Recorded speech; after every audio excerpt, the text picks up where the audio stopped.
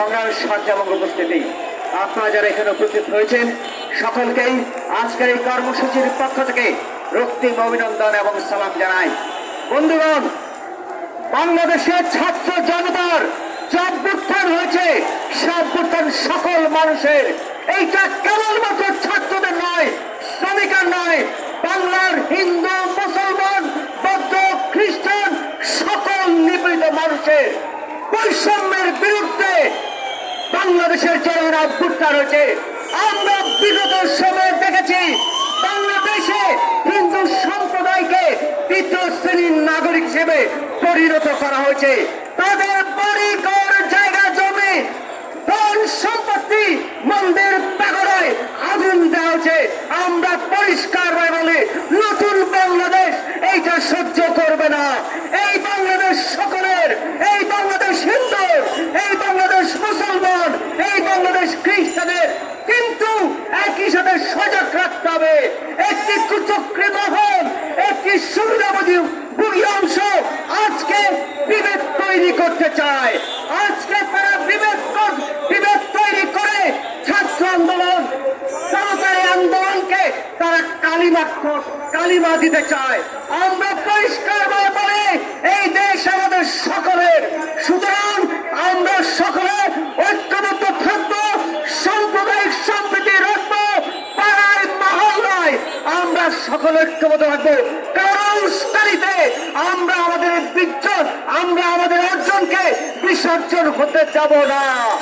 বাংলার মানুষ তাদের অর্জনকে বিসর্জন হতে দেবে না। তার জন্য চাই সকল পক্ষের সহযোগিতা। আমরা দৃঢ়ভাবে বিশ্বাস করে নরমানবাসী সেই সহযোগিতা করবেন এবং কুচক্রী মহলকে প্রতিহত করবেন।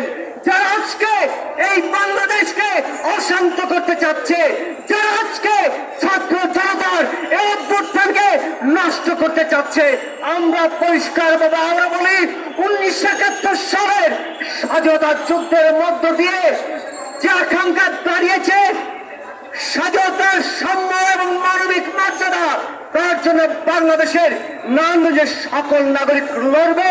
আমরা পীড়িত জোরে আপনাদেরকে আহ্বান জানাই, আপনারা উস্কানিতে কান দেবেন না।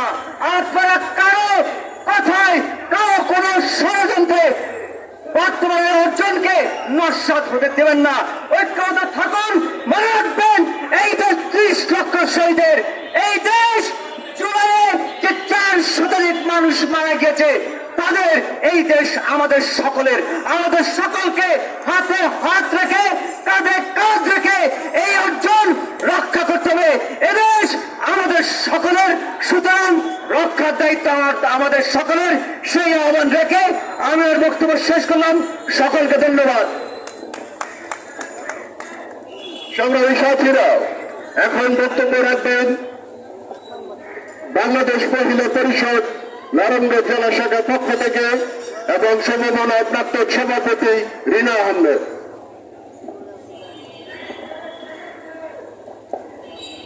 সমমনা আয়োজিত আজকের এই মানববন্ধনের সভাপতি, উপস্থিত সমমনার নেতৃবৃন্দ, উপস্থিত আছেন সামাজিক, সাংস্কৃতিক, রাজনৈতিক দলের নেতৃবৃন্দ, সাংবাদিক ভাই ও বোনেরা, পথচারী ভাই ও বোনেরা, সবাইকে সমমনা এবং বাংলাদেশ মহিলা পরিষদের পক্ষ থেকে আন্তরিক অভিনন্দন ও শুভেচ্ছা জানাচ্ছি।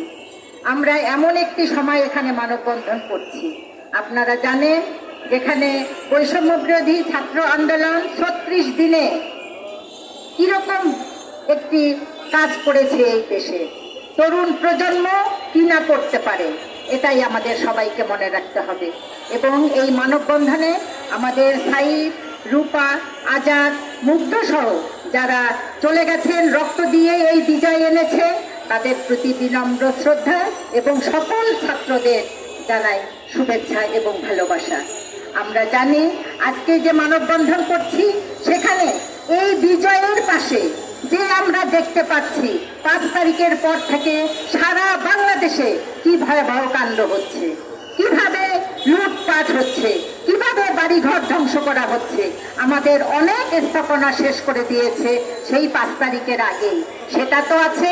তারপর পাশাপাশি আমরা দেখতে পাচ্ছি সারা বাংলাদেশে কি ধরনের ঘটনা ঘটছে, এরা কারা করছে, কিভাবে করছে, সেটাই আমাদের এখন এই যারা করছে তাদের দৃষ্টান্তমূলক শাস্তির ব্যবস্থা করতে হবে। আমরা দেখেছি 2 দিন হলো অন্তর্বর্তীকালীন সরকারে আমাদের এখানে শপথ নিয়েছে। উনি 2 দিনে এখন পর্যন্ত উনি শুধু আলোচনা করছে, দেশ যে আমার কোন দিকে যাচ্ছে সেখানে কিন্তু দিচ্ছেন না। আমরা দেখেছি 37টি জেলায় আমাদের পুলিশ কর্মকর্তারা জয়েন করেছে। আমাদের দেশের 64টা জেলা, সেখানে আরো বহু জেলা আছে এখনো পুলিশরা জয়েন করেন নাই। কেন জয়েন করাতে পারছেন না? ওনার আগে দেশ রক্ষা করতে হবে, তারপর উনিকে ওনার আলোচনা সমালোচনা করে উনি ওনার সেই কর্ম পরিকল্পনা গ্রহণ করবেন। দেশে আজকে আমার ছোট ছোট সন্তানেরা রাস্তাঘাটে করে আমাদের ট্রাফিকের কাজ করছে, আবর্জনা পরিষ্কার করছে, সবকিছু করছে। এটা কতদিন চলবে? ওদেরও তো পড়াশোনা আছে, ওদেরও তো আছে, এটাও তো আমাদের ভাবতে হবে। তাই এই সরকারকে সবিনয় অনুরোধ করছি, আপনি যত দ্রুত পারেন দোষীদেরকে দৃষ্টান্তমূলক শাস্তির ব্যবস্থা করেন এবং আপনি দেশ রক্ষা করেন। এভাবে দেশ চলতে পারে না। আমার দেশের মানুষ আজকে ঘুমাতে পারে না। রাতে ডাকাতের ভয়ে আমরা সবাই আমাদের এলাকার মানুষরা সংঘবদ্ধ হয়ে সেখানে রক্ষা করছে। আমরা এই স্বাধীন দেশে এই 54 বছরে আমরা দেশ স্বাধীন করেছি, আমরা মুক্তিযুদ্ধ এনেছি, সেখানে কেন আমরা আজকে কথা আসবে যে হিন্দুদের জাগতে হবে? কেন এই কথা আসবে? এখানে আমি হিন্দু, আমি সংখ্যাগরিষ্ঠ বলে এটা আমি বিশ্বাস করি না। আমার দেশ, আমার মুক্তিযুদ্ধ করে আমরা এই দেশ স্বাধীন করেছি, আমরা এই দেশের নাগরিক, আমরা সবাই মানুষ। আমরা সবাই মানুষ হিসাবে এই দেশে বসবাস করতে পারি। এই দেশে কোনো সংখ্যাগরিষ্ঠ না, কোনো হিন্দু, বৌদ্ধ, খ্রিস্টান কেউ না। ধর্ম যার যার, রাষ্ট্র সবার। এইটাকে বিশ্বাস করে আমার যে ভাই বোনেরা আজকে এখানে অনেক আতঙ্কে আছেন, আপনাদের উপর ভরসা রাখতে চাই। নারায়ণগঞ্জের লোকেরা আপনাদের কোনো ক্ষতি হতে দিবে না। নারায়ণগঞ্জের লোকেরা আপনাদের সবার পাশে আছে এবং আপনাদের সাথে সহযোগিতা করবে। আপনারা নির্ভয়ে আপনাদের ঘরে বসবাস করেন, আপনারা আপনাদের কাজকর্ম করেন। আজকের দেশের যে অবস্থা হচ্ছে, এই দেশের মানুষ শান্তি চায়, এই দেশের মানুষ সংঘাত চায় না, এই দেশের মানুষ লুট হত্যা চায় না।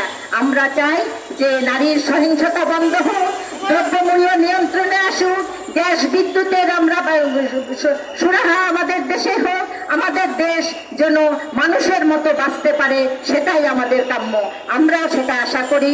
আমরা যেটা 54 বছরে দেখেছি, অনেক সরকার এসেছে, মুদ্রার এপিঠ ও পিঠ সবই সমান। এখন যদি আমরা এই যে ছাত্র বৈষম্যের যে আন্দোলনে ছাত্ররা যে বিজয় এনেছে, এই বিজয়টা যেন আমরা রক্ষা করতে পারি, এটাকে আমরা রক্ষা করে আমাদের দেশের মানুষকে আমরা শান্তি ফিরিয়ে এনে যেতে পারি। বাংলাদেশ মহিলা পরিষদের পক্ষ থেকে সমমনার এই সহযোগিতা আমরা সংহতি জানাচ্ছি এবং এই আন্দোলনের সাথে আমরা মহিলা পরিষদ প্রথম থেকেই কাজ করছি। সারা বাংলাদেশে আমরা এই আন্দোলনের সাথে কাজ করব। সবাইকে ধন্যবাদ।